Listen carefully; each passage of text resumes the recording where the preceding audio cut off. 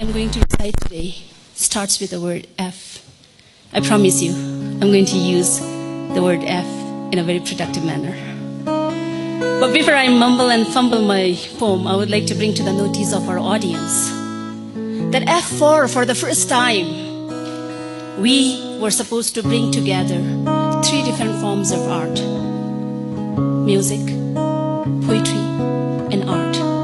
But sadly, our artist friend, he fell ill and he's hospitalized and he couldn't make it for our today's session. But anyway, like they say in Bollywood, the show must go on. So Tej and I, we are here presenting our poem. And my first poem is F4.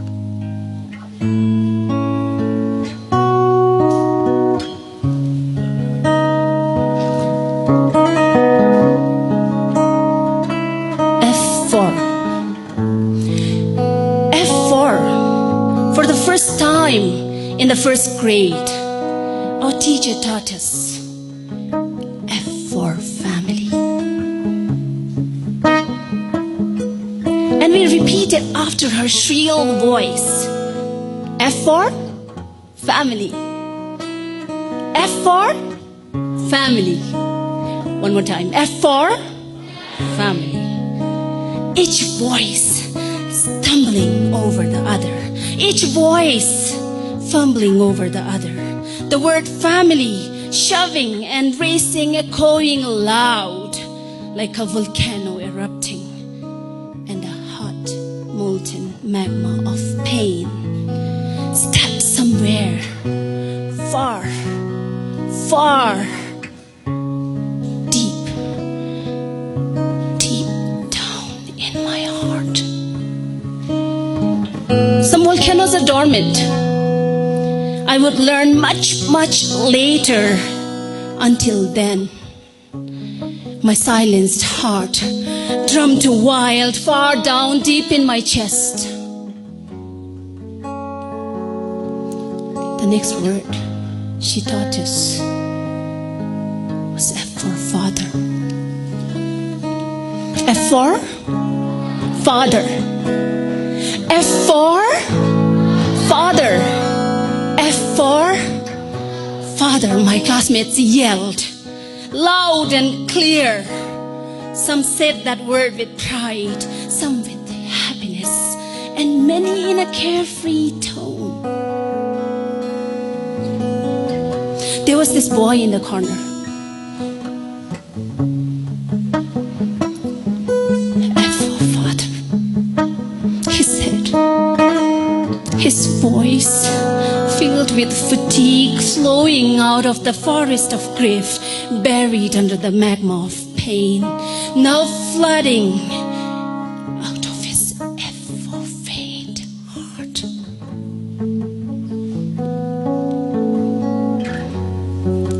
Only a week ago, his father had died in a fatal accident.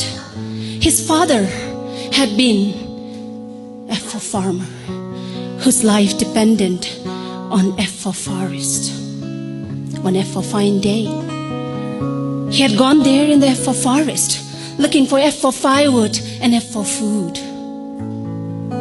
There, he had a F for fight with a big black bear. And he had F for failed to save himself. Then it was my turn to repeat what all my classmates had been saying aloud. I pulled at the hems of my kira. I cleared my throat,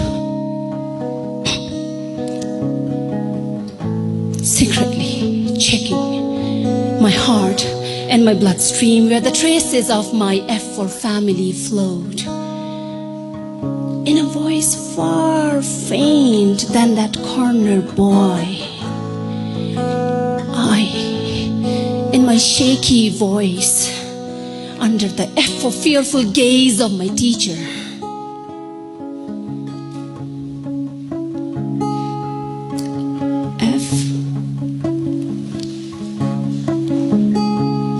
F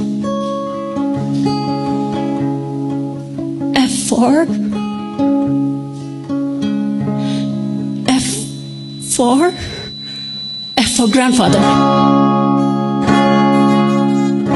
Thank you. This poem is dedicated to some of us who do not have the fortune of knowing our fathers. And we take our grandfathers for our father.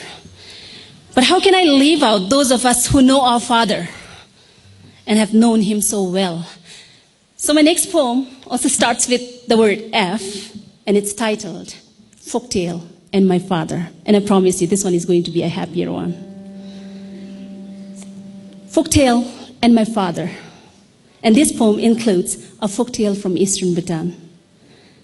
This explains why the Gamri, a river in Trashigang, roars in its course, while the river Gongri, flows silently. And here it goes. Folktale and My Father. Kabza, my appa says, flies, flaps its wings, and drinks the air whenever it's thirsty. Eyes filled with wonder, heart filled with awe. I listen to the story of this bird that caused the rift between the two rivers, Gamri and the Gongri. Gamri, the river that roars ferociously down from Rangjung to Trashigang town. And Gongri, the river that flows silently from Duksum to Chazam. But they weren't like this always, my appa tells me.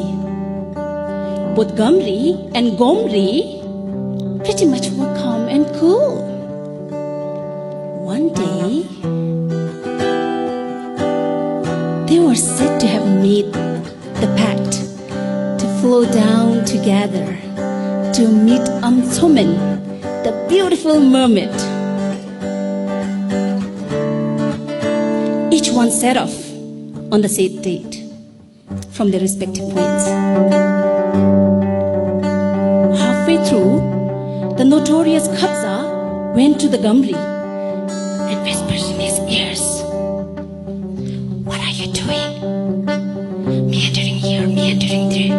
Why, your friend Gongri has left you behind in haste and has married the Amtsomen." Gamri, angered and filled with envy, roared his way down furiously, only to find that he had been tricked by that noisy bird. To this day, the Kabza is not allowed to drink a single drop of water. Whenever thirsty, he flies up and drinks the air. The Gamri roars his way down still, furiously. And the Gongri?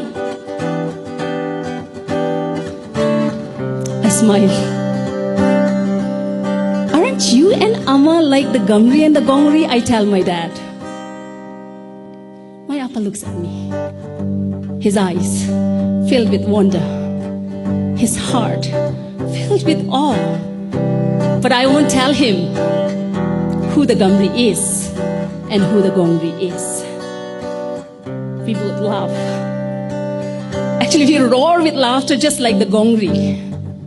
And then we stop. And smile.